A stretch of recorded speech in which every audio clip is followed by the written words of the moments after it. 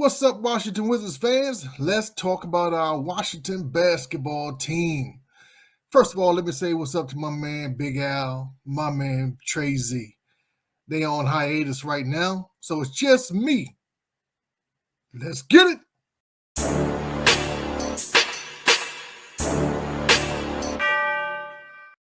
All right. Now, we're going to talk about something that we haven't seen in Washington in quite a while, which is a basketball team from top to bottom that is playing together in sync and finishing games.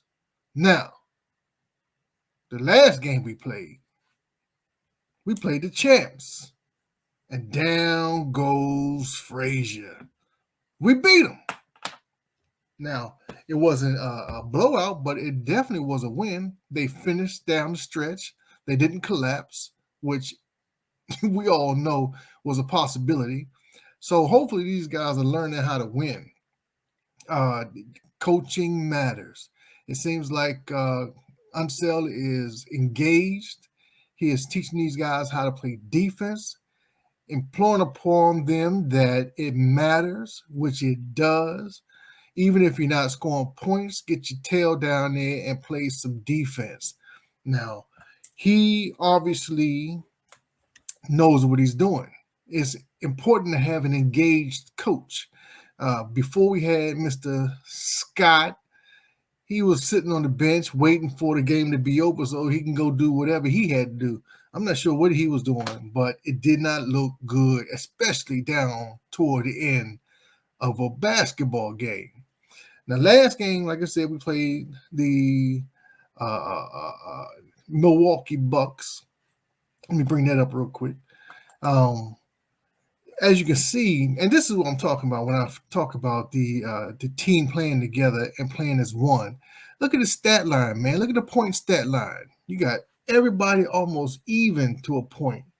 And that's beautiful, man. I mean, you have not one guy that's ball hogging, shooting all the time, heisting. Now, Bradley Beal, the real deal, is my man. I'm a Bradley Beal fan. He can get kind of erratic down toward the end of the game, but I think he's just trying to do too much. You know, he has ball handling skills, but he's not a point guard. He's a two guard, and he needs to be set up. And more they move the ball and set him up down toward the end of the game, the better it's going to be. If you isolate Bill, 50-50 chance that he may dribble the ball off his foot. Now, it's just the way it is. He has to start to realize that he's a closer, but he's not a isolation closer. He needs to be on rotation. He needs to be running off screens. Now, technically, he can get that elbow shot anytime he wants to. 15, 17 feet, man, he can get that anytime he wants to. He needs to stick to that. Stop trying to do so much with the ball. Get in rhythm, take your time, make your move, shoot the ball. He's just going too fast. He's going faster than he can dribble, and that's the problem. But as you can see, he only had 17 points in this game, but the impact that he had was more than the points that he had.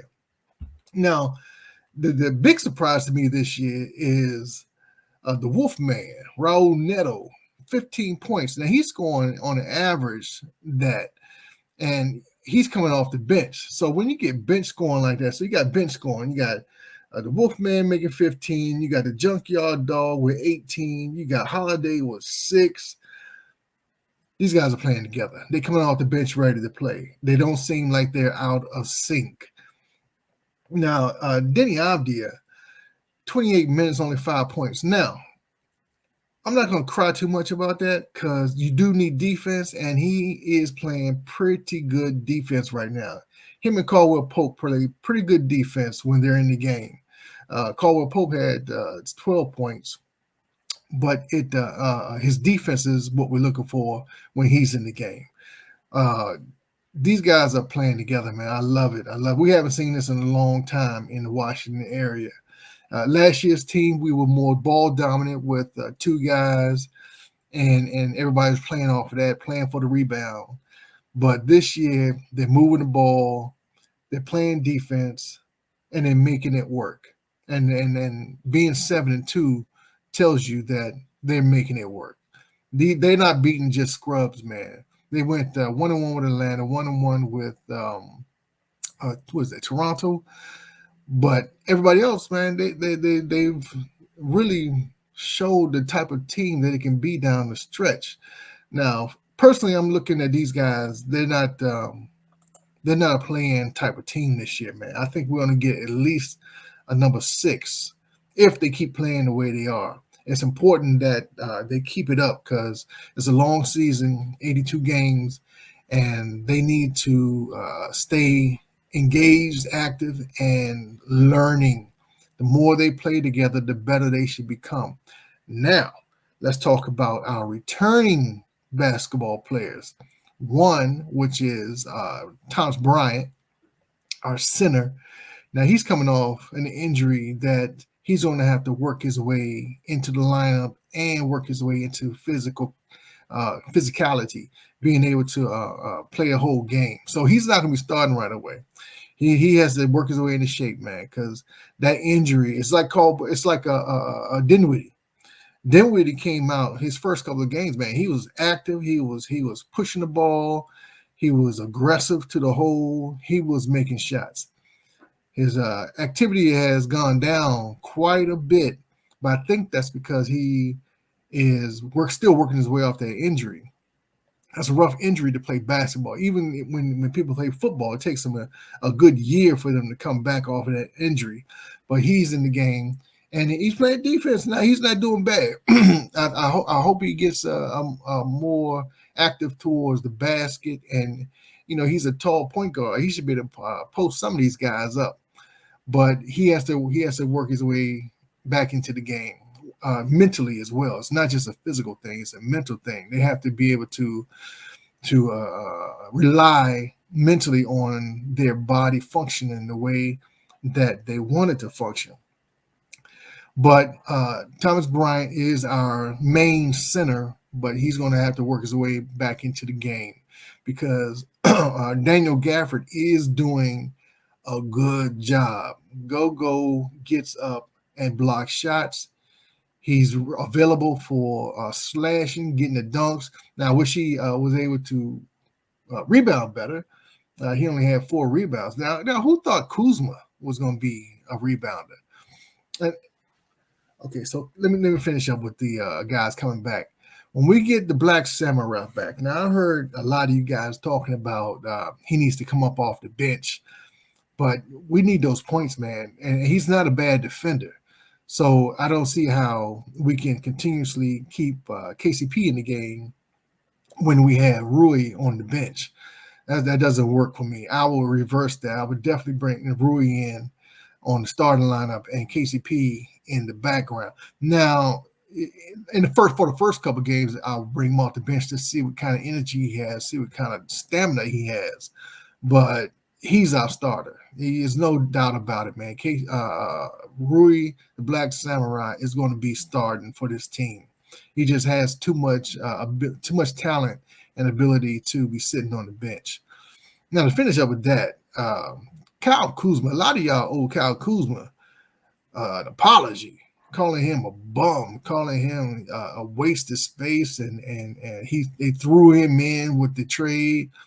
This guy's a starting forward. He's 6'10", got long arms, rebounds, shoots the 3. I mean, what are you guys looking for? This guy is obviously a player. He was a player before when he played with the Lakers, before LeBron got there. And now he's a player again that he got away from LeBron. Now, everybody knows LeBron want to play with his friends. So if you're not LeBron's friend, then, you got no choice of playing with LeBron. But here, he found a place that embraced him, just like Dinwiddie. We embraced the whole Laker team. The Laker boys are pretty much starting for the rest of the year almost. So it's obviously working. When Harrell comes in the game, he's aggressive.